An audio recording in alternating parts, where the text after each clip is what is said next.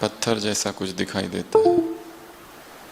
वो उस चमकीली वस्तु को उठाता है, उसे देखता है, उसे लगता है ये एक पत्थर है चमकीला, इसका मैं क्या करूं। और क्योंकि उसे उस गधे से बहुत प्यार था, तो वो पत्थर, वो कुम्हार उस गले के गले में बांध देता है और दोनों चलने लगते हैं। दूर से एक जौहरी उधर आता है उसी रास्ते से, और वो देखता है कि गधे के गले में एक बहुमूल्य हीरा है, और इतना बड़ा हीरा उसने अपने जीवन काल में आज तक नहीं देखा था। और वो जाकर उस कुम्हार से बात करता है, और कुम्हार की बातें सुनकर उसे पता चलता है कि उस कुम्हार को ये पता ही नहीं ये क्या है। और वो जौहरी पूछता है, ये चमकीली वाली वस्तु क्या है, कितने में दोगे? वो कुम्हार कहता है, वैसी भी वस्तु मेरे कोई काम की नहीं है, मैं 8 आने में दूंगा। वो जौहरी कहता है, ऐसा मामूली पत्थर और 8 आने में? मुझे 4 आने में चाहिए।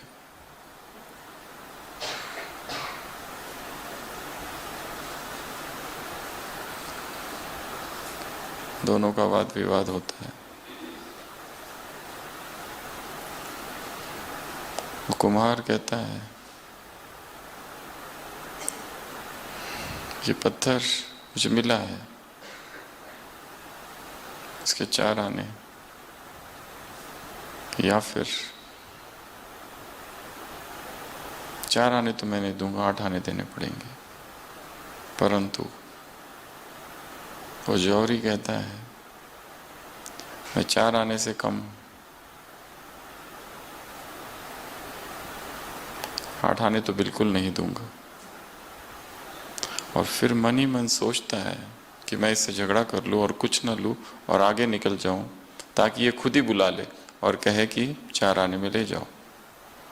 इसलिए वो जौहरी कहता है, जाओ, मैं नहीं खरीदता ऐसे मामूली पत्थर, और तुम इतनी कीमत लगा रहे हो, ऐसे तो कितने पड़े हुए मिल जाएंगे। और वो चला जाता है। और थोड़ी देर के बाद जाने के बाद जब देखता है पीछे से कोई आवाज़ नहीं आई बुलाने की, सोचता है फिर जाऊं, और पीछे जाकर देखता है तो अब वो पत्थर नहीं है। वो उस कुम्हार से पूछता है, पत्थर का क्या हुआ? कुम्हार कहता है, एक दूसरा व्यक्ति आया था, उसने 1 रुपया दिया और ये पत्थर ले गया। वो जौहरी कहता है, अरे मूर्ख कुम्हार, वो तो अमूल्य हीरा था, लाखों करोड़ों की उसकी कीमत थी, कैसे मूर्ख निकले तुम? वो कुम्हार कहता है, मैं तो मूर्ख था, मैं तो मूर्ख हूं, इसलिए तो कुम्हार हूं। पर तुम तो जानते थे, तुमको तो पता था, तुम तो पहचानते थे कि यह हीरा है।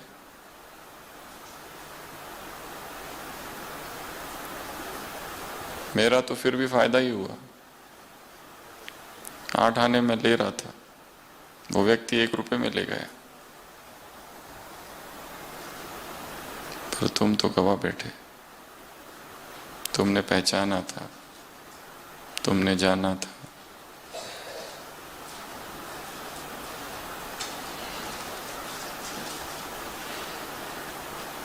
हमें भी एक हीरा मिला है, एक ऐसा हीरा जिसको हमने पहचाना है, और वो है स्वयं भगवान।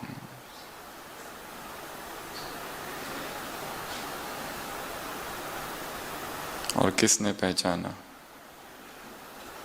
किसने पहचाना? करोड़पति, अरबपति किसने? अमीर लोगों ने। जिन्होंने पहचाना वो साधारण आत्मा है, जिन्होंने पहचाना वो भोली भाली आत्मा है, जिन्होंने पहचाना वो गरीब आत्मा है। आज की अव्यक्त वाणी। मस्तक पर क्या चमक रहा है? भाग्य का तिलक, सितारा, तिलक नहीं। और चमक कौन सी है? कौन सी चमक है? ये जो सितारा चमक रहा है, इसकी चमक कौन सी है? भाग्य के सितारे की चमक कौन सी है? पहचानने और बनने की चमक। भगवान को पहचाना है, भगवान को जाना है और उसके बने हैं, ये है इस सितारे की चमक। और किसने पहचाना? जो साधारण आत्मा है। और किसने पहचाना? जो भोली भाली आत्मा है। और किसने पहचाना? जो गरीब है।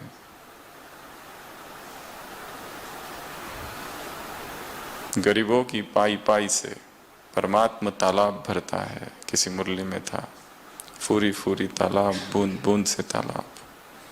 ये ईश्वरीय सागर है। वो चाहता, बुद्धिमानों की बुद्धि है तो किसी भी अरबपति खरबपति की बुद्धि को पलटा देता, परंतु अनेकों का भाग्य बनना है, अनेकों का भविष्य बनना है। इसलिए उसको पहचानने वाले साधारण आत्मा है, भोली भाली आत्मा। एक तरफ तो कहा तुम साधारण हो, तुम भोले भाले हो, तुम गरीब हो, इसी मुरली में दूसरी तरफ कहा तुम समझदार हो और विचारवान हो। फिर भी ऐसे कमजोर संकल्प करते हो।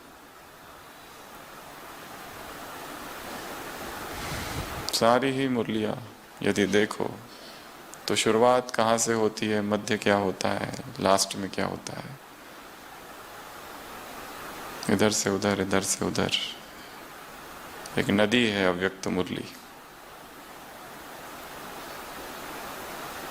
बहती है, कल कल निनाद करती है नदी। अव्यक्त धारा है इसकी।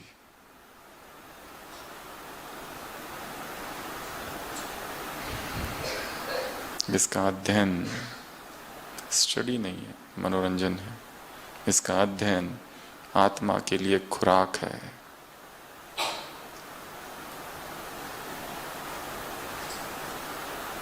मेडिकल में एक शब्द है TPN, टोटल पैरेंटल न्यूट्रिशन। जब कोई पेशेंट मुंह से खा नहीं सकता है, नाक में नली नहीं डाली जा सकती है, तो उसको बड़ी बैग से खिलाया जाता है, जिसको कहते हैं TPN, टोटल पैरेंटल न्यूट्रिशन। वैसे ये टोटल मुरली न्यूट्रिशन है, संपूर्ण आहार, संपूर्ण खुराक। अगर इसका चिंतन नहीं करते तो आत्मा कमजोर होती जाती है, केवल पढ़ने पढ़ाने तक, सुनने सुनाने तक रह जाता है, तो आत्मा में बल नहीं भरता। तो मुरली की शुरुआत बाबा ने कहाँ से की? मस्तक पर क्या चमक रहा है? भाग्य का सितारा। और कौन से सितारे हो तुम? दो सितारे, एक भाग्य का और दूसरा सफलता के सितारे। सफल करने वाले। क्या सफल करने वाले? तन मन धन।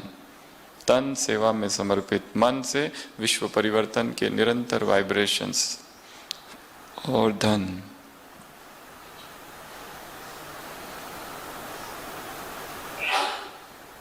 बाबा ने कहा फिर भी इतने विचारवान हो, इतने समझदार हो, परंतु फिर भी दो कमजोर संकल्प तुम में आते हैं। कौन से? कौन से संकल्प है वो जो आते हैं बच्चों के मन में?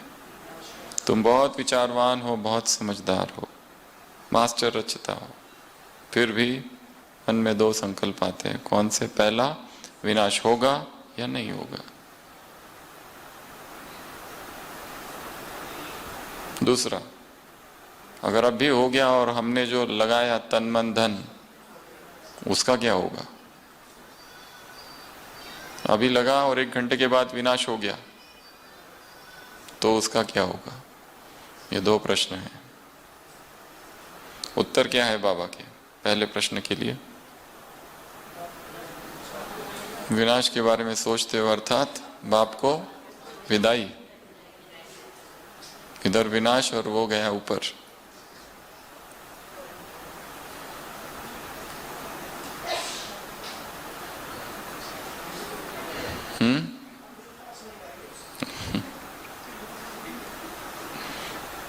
दूसरा, ये जो सफल किया तन मन धन, इसका क्या होगा? बाबा ने पूछा इसका क्या होगा? तो ये डिपेंड करता है कैसे किया। सोच सोच के किया, हिसाब से किया, थोड़ा थोड़ा किया, देखा देखी किया, मजबूरी से किया। कैसे किया? उसने किया इसलिए हमने किया, देखा देखी, मजबूरी से जबरदस्ती सब कर रहे तो हम भी थोड़ा थोड़ा सोच सोच के हिसाब से कैसे किया। एक ये, और दूसरा है दिल से किया। क्या किया? सफल। किसको किया? तन को, मन को और धन को। अगर 1 घंटा पहले भी किया होगा तो भी ये दोनों ही निश्चय है। एक विनाश में निश्चय, और जो हम दे रहे, किसको दे रहे, किसके प्रति दे रहे, जिसको दे रहे हैं वो अविनाशी है। ये अविनाशी खाते में जा रहा है, तो बाप भी बंधा हुआ है एक का पदम करने के लिए। तो बच्चे विचारवान है, बच्चे बुद्धिमान है, समझदार है, फिर भी ये 2 कमजोर संकल्प है। होगा या नहीं होगा, कौन कह रहा है ये महत्वपूर्ण है। क्या कह रहा है वो महत्वपूर्ण नहीं है, कौन? वो जो सब कुछ जानता है, वो जिससे कुछ भी छिपा नहीं है, वो जो सारे रहस्यों का सागर है, सारे राज जिसमें समाये हुए हैं, वो कह रहा है। तो उसकी कही हुई एक एक बात, उसकी वाणी में निश्चय, उसके शब्दों में निश्चय, उसके महावाक्यों में निश्चय, उसके डायरेक्शंस में निश्चय, उसकी श्रीमत पर निश्चय, उसके दिए हुए ऑर्डर्स ऑर्डिनेंस में निश्चय, उसकी दी हुई मत, राय, ओपिनियन, डिक्टेट्स, व्रत, नियम, मर्यादाओं में निश्चय, ये भी निश्चय है। समय में निश्चय, कौन सा समय चल रहा है और क्या होने वाला है। सो नो डाउट ये हदों की बातें हैं, बाबा ने हद की बातें हैं सारी।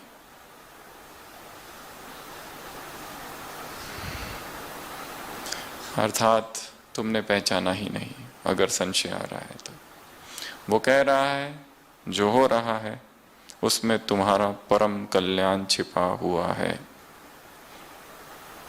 और हम सोच रहे हैं इसमें कल्याण छिपा हुआ नहीं है। हो, इसमें क्या कल्याण?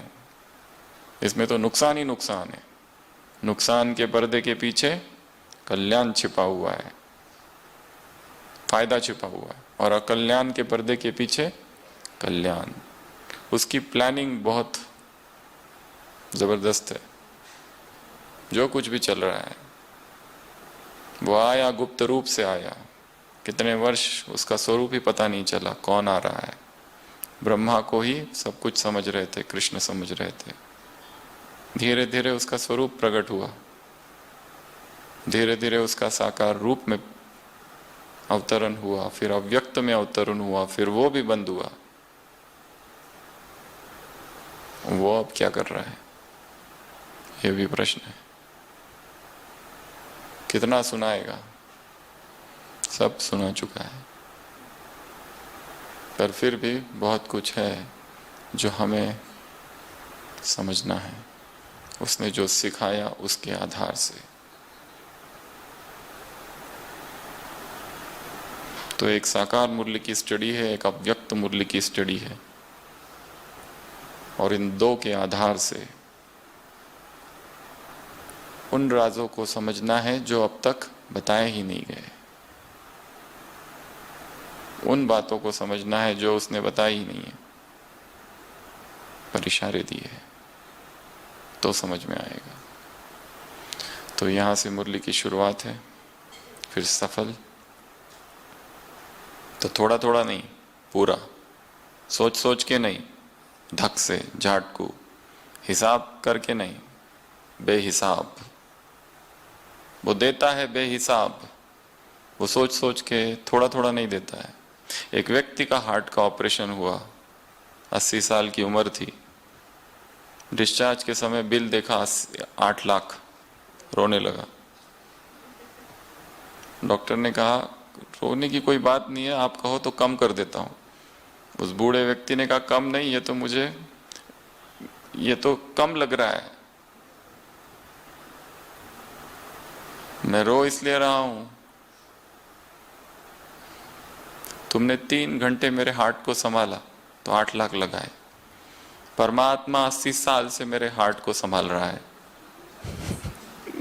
पर कभी मैंने उसके लिए कभी धन्यवाद नहीं किया। ये तो बहुत ही कम है 8 लाख। उसने कभी हिसाब नहीं लगाया, उसने कभी कुछ नहीं मांगा, वो सबको संभाल रहा है।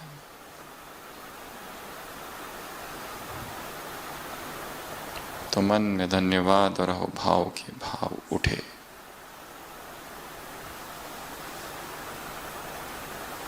एक अत्यंत आस्तिक वैष्णव के घर में एक व्यक्ति आया और उसने बहुत प्यार से उसे भोजन परोसा, वैष्णव भोजन जिसको कहते हैं, हम उसको ब्रह्मा भोजन कहते हैं, उसे वैष्णव भोजन भी कहा जाता है। और भोजन करने के बाद पता चला जिसको भोजन कराया वो तो परम नास्तिक है, वो तो नास्तिक ही नहीं बल्कि भगवान को गालियां देने वाला है। वो तो चला गया और इस व्यक्ति को इतनी आत्मग्लानि हुई कि मैंने किसको भोजन करा दिया।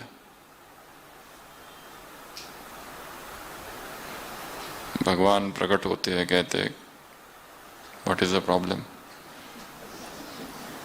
वो कहता है ये मैंने पाप कर दिया। वो कहता है मेरी तरफ देखो, इतने वर्षों से इतने नास्तिकों को पाल रहा हूं विदाउट एनी पश्चाताप।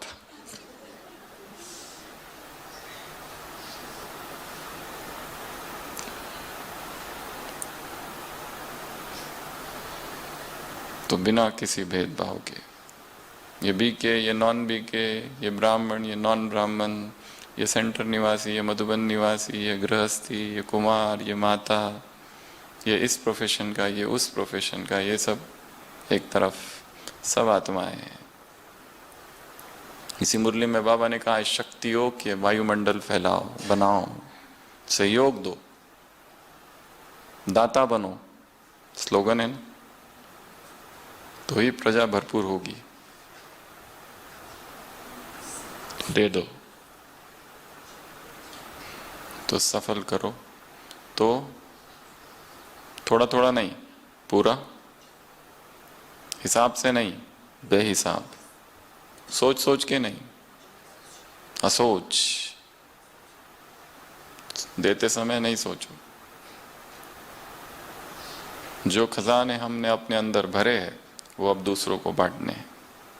जो ज्ञान हमारे भीतर है, जो चिंतन हमारे भीतर है, पता नहीं कहाँ कौन आत्मा बैठी और उसको कौन सा तीर लग जाए। आत्मा अलग अलग अवस्थाओं में है, दुखी है बहुत। कहा ना, मन का पोल्यूशन ज्यादा है, ये हवा का pollution come, mind is polluted. इसी मुरली में कहा ना,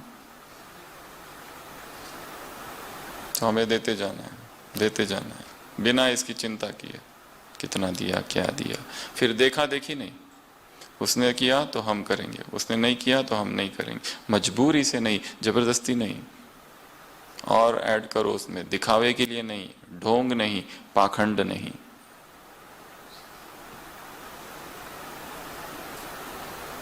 दे दो।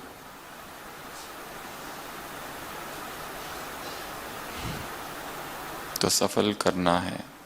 क्या क्या सफल करेंगे? पहले शरीर। ये शरीर, केवल दो ही काम है इस शरीर के। पहला सेवा, दूसरा तपस्या। बस इस शरीर को भोग में डाला और सोचा कि योग बाद में, तो भोग is never followed by yoga, भोगा इज फॉलोड बाय रोगा, रोग। भोग के बाद क्या आता है? योग नहीं, रोग। जितना उसको भोग में डुबाओगे, परिणाम केवल रोग। केवल शरीर के दो ही काम है, एक तप, शरीर को तपाना है, दूसरा सेवा में अर्पित कर देना है। इसके अतिरिक्त और कुछ किया तो देह के प्रति चिपकाव होगा, आसक्ति होगी, लगाव होगा।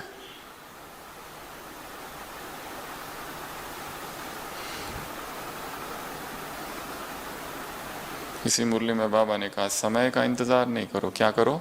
इंतजाम, संपूर्ण बनने का इंतजाम। इंतजाम अर्थात इंग्लिश शब्द, इंग्लिश शब्द प्रिपरेशन ना। डिजास्टर में क्या होता है? प्रिपेरेडनेस। डिजास्टर में प्रिपेरेडनेस होती है। डिजास्टर आने से पहले ही, भूकंप आने से पहले ही बहुत सारी तैयारियां की जाती है। उसी तरह यहां पर भी अचानक होगा, 1 घंटा पहले भी बाबा अनाउंस नहीं करेगा, नहीं करेगा, नहीं करेगा, 3 बार बोला है। इसलिए पूछते मत जाओ कब होगा, क्या होगा।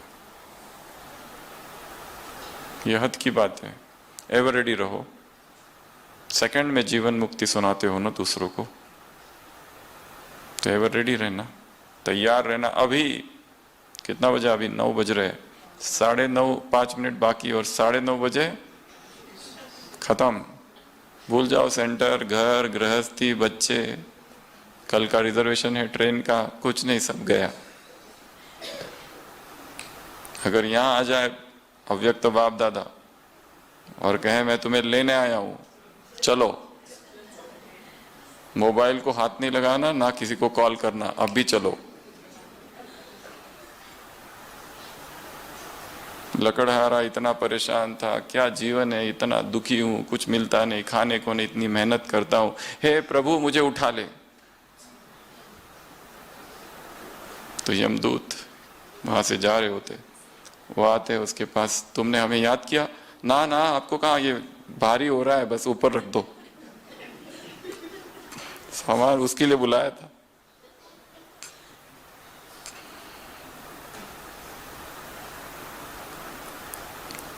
सतत तैयार।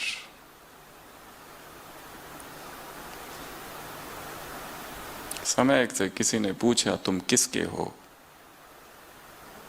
अतीत के हो या भविष्य के हो? उसने क्या कहा? मैं ना अतीत का हूं ना भविष्य का हूं, मैं उसका हूं जो मेरी कद्र करता है। समय को सफल करना है, शरीर को सफल करो, मन को सफल करो। किसके लिए? वाइब्रेशंस निरंतर फैलाओ। धन को सफल करो,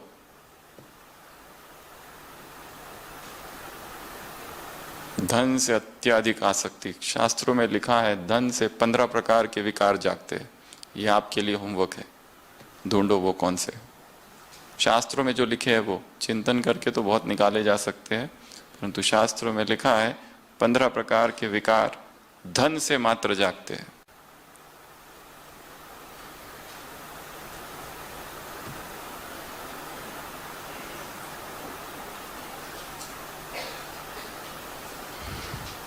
सफल करना है शरीर को, अपने पैसों को।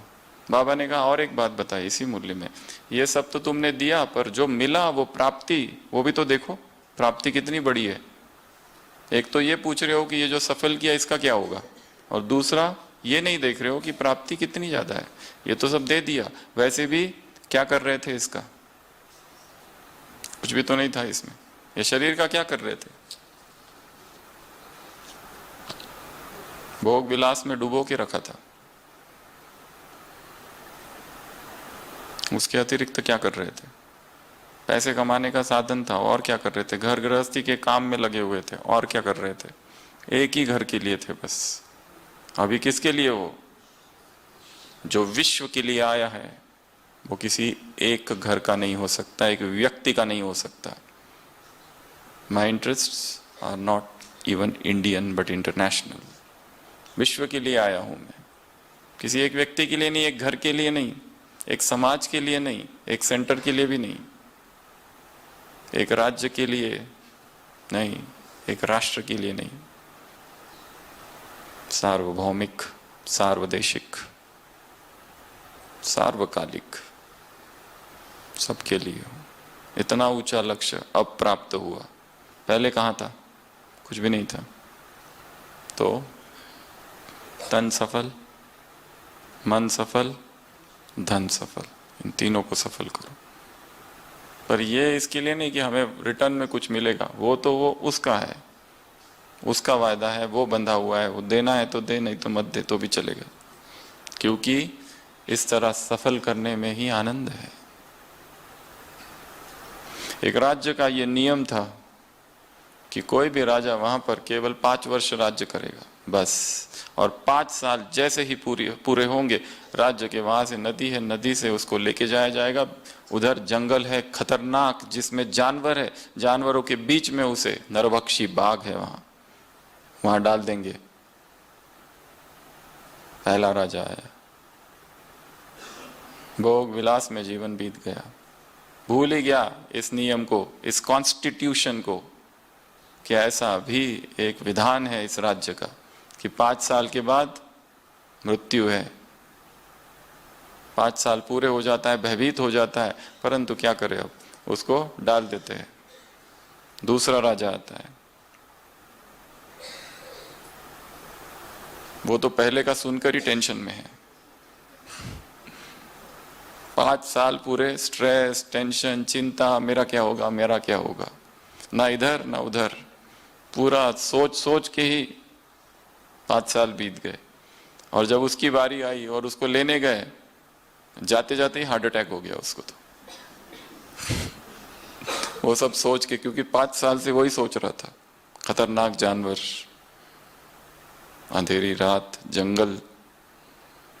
तीसरा राजा आया, तीसरे राजा ने सोचा होना तो वही है, तो क्यों ना आधा आधा डिवाइड कर लूं, आधा टाइम पे भोग विलास, विलासिता का जीवन एंजॉय करेंगे, फिर जो बचा हुआ है उसमें देखेंगे क्या होता है।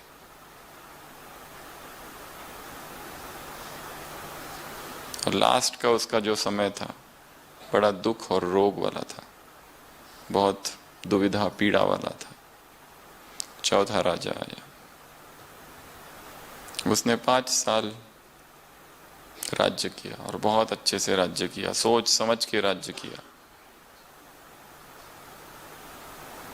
उसके भी 5 साल पूरे हुए, सबको खुश किया, वो भी नाव में बैठा और उसे भी ले जाया गया, पर वो बहुत खुश था। उस नाविक ने पूछा कि तुम नहीं डरते? उसने कहा कैसे डरूं, क्यों डरूं, 1 साल पहले ही मैंने प्लानिंग कर रखी थी। उधर का जो राजा, जो जंगल था उसको पूरा काट के वहां पे अभी किंगडम बना दिया है, एक राज्य बना दिया है, अब जाके बस वहां राज्य करना है। इसे कहते हैं प्रिपेयर्डनेस, इसे कहते हैं इंतजाम, इसे कहते हैं planning. It was not raining when the Noah build the ark. Bible Genesis भविष्यवाणी होती है कि 40 दिन 40 रात, दिन रात बारिश होगी। हे नोआ एक पैगंबर है, क्राइस्ट से बहुत बहुत पहले, डेविड से बहुत बहुत पहले, एडम के बहुत बाद, कि जाओ तुम एक ऐसी नाव बनाओ जिसमें इस सृष्टि का एक एक प्राणी डालो। ये विनाश की कहानियां सब जगह है, इधर भारत में शास्त्रों में मनु की कहानी है, उधर बाइबल में ये नोआ की कहानी है। एक बहुत बड़ा जहाज बनाता है, लोग बहुत हंसते हैं जो दूसरे हैं, वो कहते हैं ऐसी कोई बारिश नहीं होगी। वो कहता है भविष्यवाणी हुई है, मैंने भगवान की आवाज सुनी है, 40 दिन 40 रात तक बारिश होने वाली है, और भगवान ने मुझे कहा है कि एक एक जाति, एक एक पशु, एक एक पक्षी, सबको इसमें डालो। और जैसे ही वो टाइम पूरा होता है भयंकर बारिश होती है, और जिन्होंने उसकी निंदा की थी वो सब डूब जाते। और ये विनाश भी क्यों होता है? क्योंकि उसमें लिखा है, भगवान कहता है कि ये संसार करप्ट हो चुका है, विकारी बन चुका है, मैं इस सबको नाश करूंगा अब, और फिर नई सृष्टि की स्थापना होगी। ये सारा वर्णन है। 40 दिन 40 रात तक नोआ अपने परिवार वालों को सबको ले लेता है, बारिश होती है, और 150 दिन और 150 दिन और सारा सेटल होने को जब तक लैंड करती है 7 मास हो जाते। तो ये कहानी आती है। इसलिए ये वाक्य बहुत फेमस है, हमारी मेडिकल की किताबों में भी लिखा रहता है, it was not raining when the Noah build the arc. जब उसने जहाज बनाया तब बारिश नहीं हो रही थी, पहले क्या किया? तैयारी। तो डरो नहीं, बाबा ने कहा इंतजाम करो, एवर रेडी रहो, अचानक होगा, 1 घंटे पहले भी अनाउंस नहीं करूंगा।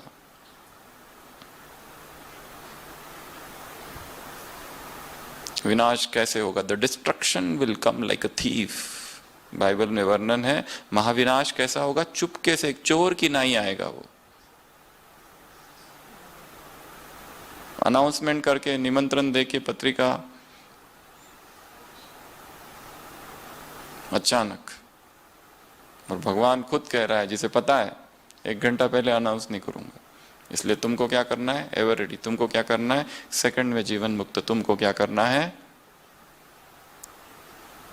इंतजाम, प्रिपेयर्डनेस, तैयारियां। अगर इस समय शरीर छूट जाए, अभी यहां बैठे बैठे ही, तो कैसी स्थिति है?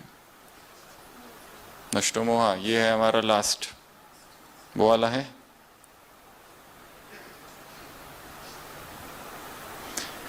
तो ये यहां पूरा हुआ। नेक्स्ट पॉइंट, बाबा को एक बात देखकर हंसी आती है। कौन सी? कौन सा खेल करते हैं बच्चे? क्या करते हैं? खेल करते हैं, खिलौने के साथ खेलते हैं।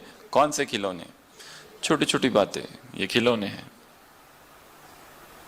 कौन सी बातें? संस्कारों की बातें। कौन सी बातें? चलन की बातें। कौन सी बातें? क्योंकि सब कुछ अभी तमोप्रधान हो रहा है, पुराने शरीर है, हिसाब किताब चुकतू हो रहे, बाहर निकाल रहे पुराने संस्कार। तो ऐसी ढेर सारी छोटी छोटी बातें, एक ही दिन में 100 बातें होती है। क्या करो? सोचो नहीं, विस्तार नहीं करो, प्रभाव में नहीं आए, समय नहीं गवाओ, मूंझो नहीं। ये सब क्या है? Side scenes. एक ही दिन में इतनी बातें होती है, सबको अगर बुद्धि में रखा जाए और सबका वर्णन किया जाए, बातें आ रही है, बातें जा रही है, बातें आ रही है, बातें जा रही है, पकड़ के नहीं रखना है। होल्डिंग नेचर, कल ये हुआ, इसने ये कहा, उसने वो कहा, बाबा ने कह दिया। पुराने संस्कार सबके बाहर निकल रहे हैं, कमजोरियां बाहर निकल रही है, आत्माएं परवश है, वशीभूत है। उस समय अज्ञानी है, उस समय महावीर महारथी नहीं है। और बाबा ने एक पुराने स्लोगन की याद दिलाई है। कौन सा?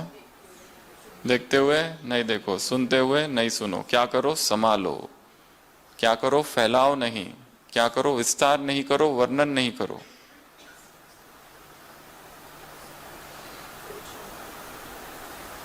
बातें आई, बातें गई। अगर फोन पर किसी को सुनाया आधा घंटा, तो आपने रिवाइज किया है उसको। और जो बातें रिवीजन होती है, वो बोलती है कि revision is the mother of all learning.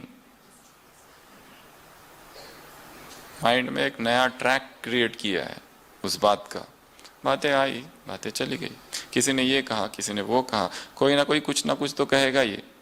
ऐसा नहीं हो सकता है कि कोई कुछ ना कहे।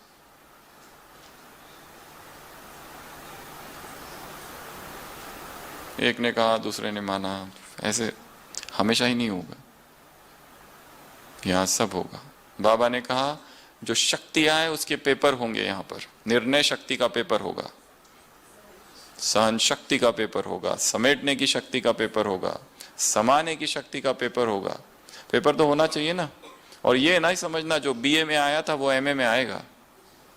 किसी एक मुरली में और भी कहा है बाबा ने कि बीए का पेपर एमए में भी आ सकता है। इसमें कहा है ये मत समझना जो 10 साल पहले परिस्थितियां आई थी वैसी आएगी। नई परिस्थितियां आएगी, नए पेपर आएंगे जो सोचा नहीं था, न मन न चित्त, वो होगा। अभी तक तो तुमने पेपर देखे ही कहाँ है, अभी तक तुम्हारे तो दुख कुछ है ही नहीं। दुख तो अभी आने वाले हैं। आज दिन भर जो दुख थे वो तो कुछ नहीं, कल ज्यादा दुख आएंगे। दुखों के पहाड़ गिरेंगे, बड़े बड़े दुख। इसलिए पेपर्स तो होंगे।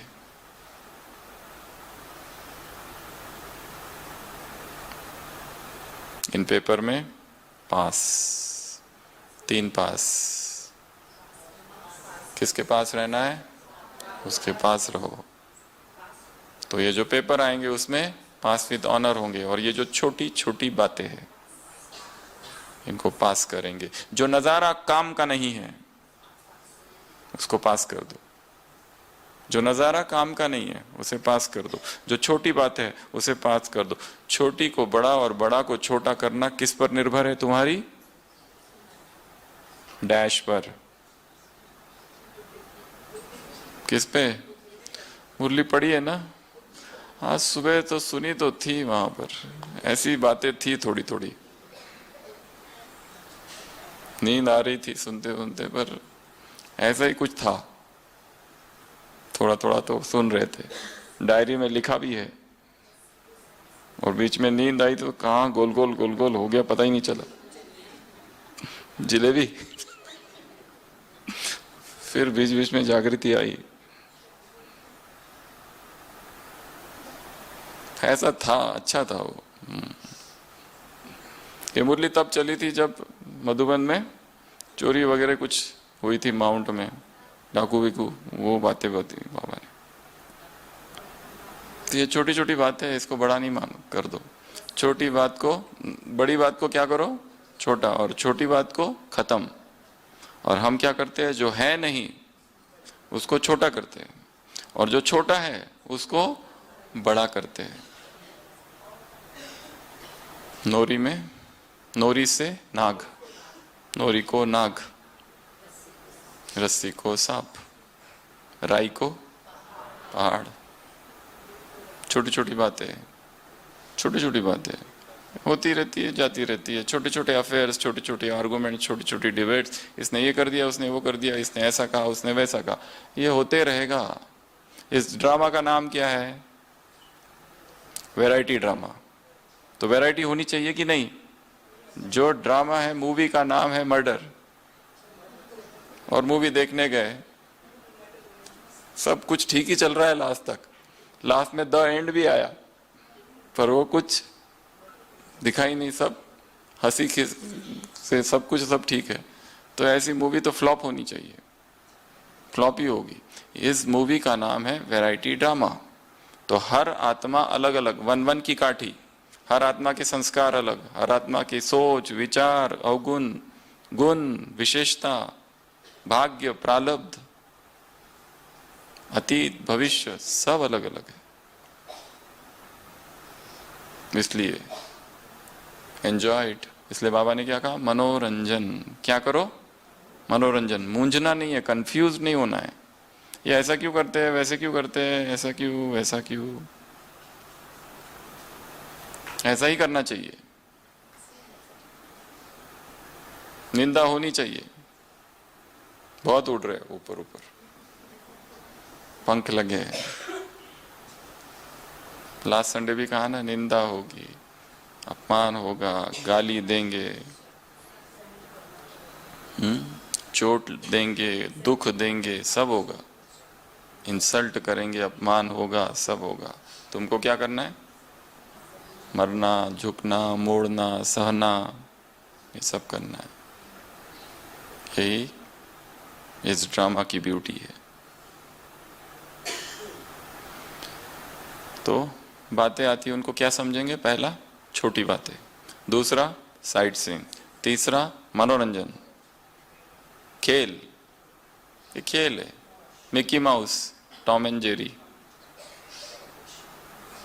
एंजॉय करना है इसको।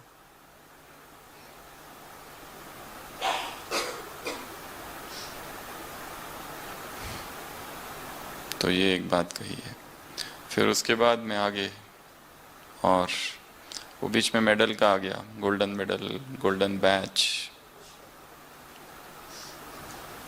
और बाबा ने फिर एक काम दिया है, सहज साधन बताया है। कौन सा साधन है वो? पुरुषार्थ का सहज साधन बताया है। कौन सा? पास का तो हो गया, पास रहो, पास पास पास, 3 पास। पुरुषार्थ का एक सहज साधन। मुरली इतनी सिंपल भी नहीं है कि तुरंत सहज साधन और तुरंत उत्तर आ गया। घुमा घुमा के, घुमा घुमा के वो ढूंढते ही रहो कहाँ है।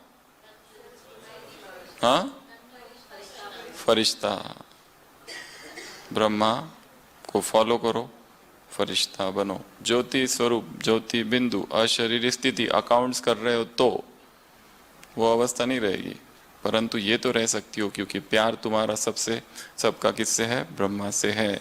अनुभव के नेत्र से देखा है, वैसे नहीं देखा है विदेशियों से मुलाकात, पर देखा तो है। सुनाते हो अनुभव, सुनाओगे तो इंडिया वाले कम सुनाते हैं। प्राइम मिनिस्टर और प्रेसिडेंट की आंखों में भी आंसू आ जाएंगे अगर गोपिकाएं सुनाएगी तो। ऐसे ऐसे अनुभव है आत्माओं के।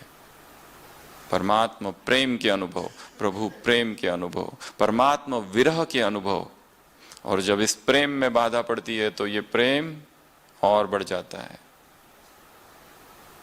इस प्रेम को रोका जाता है तो प्रेम की तीव्रता विरह में परिवर्तित हो जाती है, आग हो जाती है। आग, कब मिलूं, कब जाऊं मधुबन, ऐसी आग। तुम्हारी स्थिति कैसी होनी चाहिए साकार मुरली? जैसे जैसे गलियों में कौन, जैसे कोई पत्नी है और उसका पति आया हो तो गलियों में बावरे की तरह घूमती है, भटक भाग के जाती है, वैसी। ऐसा प्रभु प्रेम। दुनिया के सारे प्रेम देख लिए, सब खोखले हैं। क्या है? कुछ भी नहीं।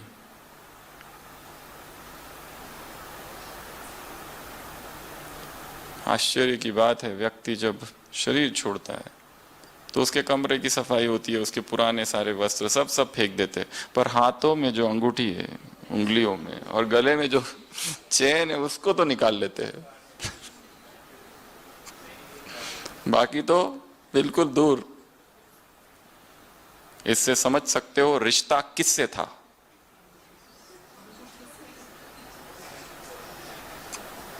रिश्ता किससे था?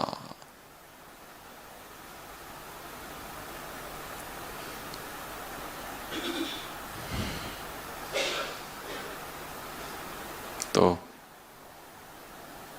दुनिया का प्रेम देख लिया, व्यक्तियों का प्रेम देख लिया, सब समझ लिया।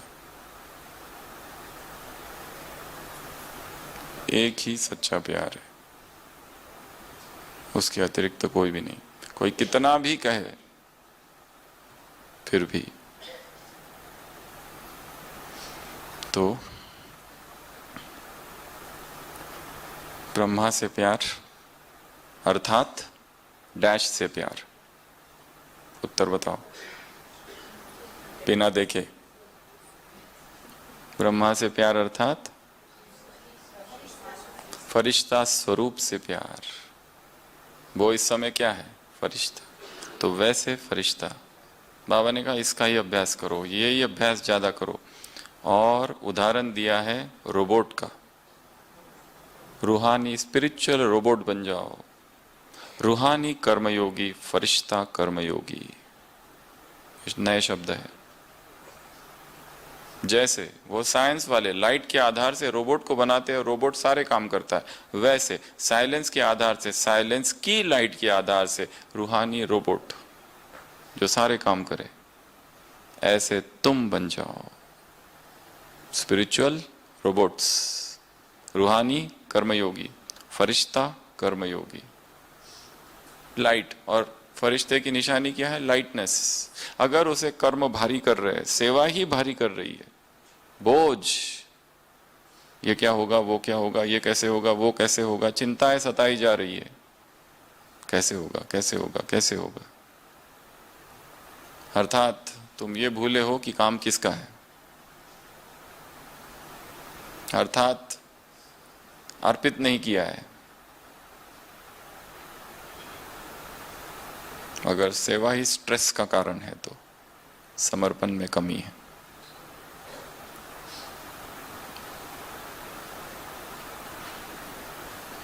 तो फरिश्ता अर्थात हल्का, हल्का अर्थात बोझ नहीं, बोझ नहीं अर्थात कर्मों का बोझ नहीं, कर्म के जो परिणाम है अच्छे व बुरे, उससे भी डिटैच्ड, उससे भी अनासक्त। ये काम करना है, इसकी प्रैक्टिस करनी है, हल्का रहने की। बातें आ रही है, बातें जा रही है, पकड़ के नहीं रखना है, इसको कहते हैं होल्डिंग नेचर। एक रस्सी लो और उसको जोर से पकड़ो, क्या होता है यहाँ? लाल लाल निशान, खून भी आ सकता है। अगर बहुत ज्यादा जोर से पकड़ो तो क्या कर दो? छोड़ो। वस्तु को पकड़ के रखा है, व्यक्ति को पकड़ के रखा है, कोई घटना को पकड़ के रखा है, किसी ने हमारे साथ दुर्व्यवहार किया था, उस दुर्व्यवहार को पकड़ के रखा है, किसी ने हमारे साथ अन्याय, अत्याचार, पार्शियलिटी, कुछ तो किया था। पर योगी वो है जो ये जानता है मेरे दुखों का कारण केवल मैं हूं। ये जो कुछ हुआ है, जितने भी संत, योगी, महात्मा, सबके जीवन को स्टडी करो, लोगों ने एक एक को पकड़ पकड़ के बहुत सताया है, फिर भी वो चुप थे, अनासक्त थे, अनडिस्टर्ब थे, विदाउट एनी रिएक्शन थे। किसी को भी ले लो, किसी को भी, और महान आत्माओं की इस देश में तो कमी नहीं है।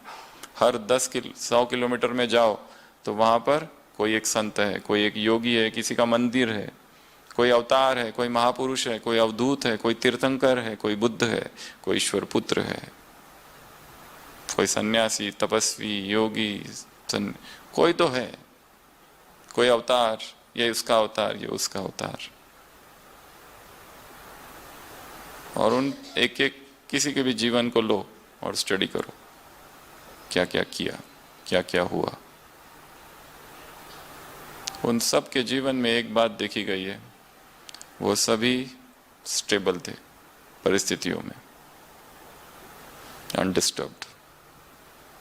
चीजें होगी, व्यक्ति आज है कल नहीं रहेंगे, आज है कल धोखा देंगे, झूठ बोलेंगे। इस कलयुग में क्या एक्सपेक्ट करते हो कि सब देवता बन के हमारे साथ व्यवहार करें? क्या ये एक्सपेक्टेशन है हमारी?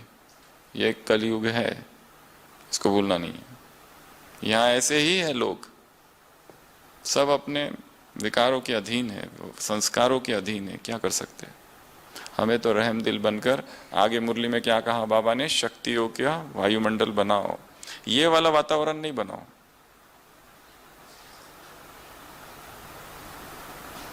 चाहे कितनी भी बड़ी बात हो जाए, क्या कहो हमेशा? कौन सी बड़ी बात है? क्या कहेंगे? क्या बड़ी बात है, कौन सी बड़ी बात है, नथिंग न्यू। एक व्यक्ति की आदत थी, वो हमेशा यही कहते रहता था, इससे भी बुरा हो सकता था। उसकी क्या आदत थी? इससे भी बुरा हो सकता है। एक बार उसका दोस्त उसको कहता है, मैंने एक स्वप्न देखा और इतना खतरनाक स्वप्न देखा, स्वप्न में देखा मैं मर गया और मुझे नरक में तला जा रहा है, बिल्कुल गरम गरम तेल में। इसकी आदत थी, इससे भी बुरा हो सकता है। वो कहता है, इससे बुरा और क्या हो सकता है? इससे बुरा ये हो सकता है कि तुम सच में मर जाओ। तो ये जो हो रहा है, ये तो कुछ भी नहीं है, यही सोचना है, कोई बड़ी बात नहीं।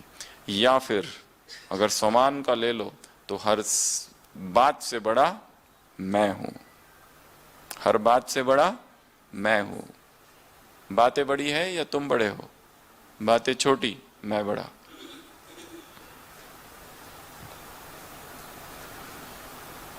इसलिए बातें आई चली गई, आई चली गई, तुमने पकड़ के रखा है इसलिए दुखी हो, छोड़ दो, रिलैक्स्ड। अब मधुबन में आए हैं सभी, तो यहां छोड़ के चले जाओ। मधुबन वालों से भी बात की है मुरली में, पांच शब्द भूलना मत, यहां डाल दो, अर्पित कर दिया, समर्पित कर दिया। जो बोझ है, जो स्ट्रेस है, जो टेंशन है, जो डिप्रेशन है, जो तनाव है, जो भारीपन है, जो किसी आत्मा के प्रति एक भाव है जो दूषित है, उसको यहां छोड़ दो और सबको माफ कर दो एक बार। बाबा ने कहा तुम दाता हो, वरदान में कहा ना, शुभ चिंतन, शुभ चिंतन, शुभ चिंतक, स्नेह, सहयोग, जस्ट गिव। फिर आगे मुरली में अमृत वेला बाप से एक वरदान लो। कौन सा? बाबा से वरदान।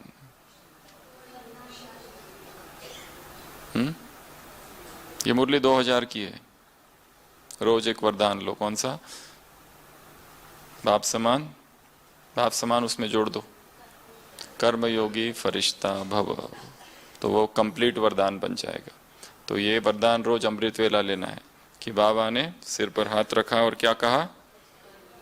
बाप समान, कर्मयोगी फरिश्ता भव, फिर कामकाज में आओ। इसमें सारा आ गया, एक तो बाप समान भी आ गया, कर्मयोगी आ गया, फरिश्ता भी आ गया, कर्म करते हुए लाइटनेस। ये रोज बाप से वरदान लो और कामकाज में आओ। और कौन सी पॉइंट मिस हो गई है? और भी है 2-3।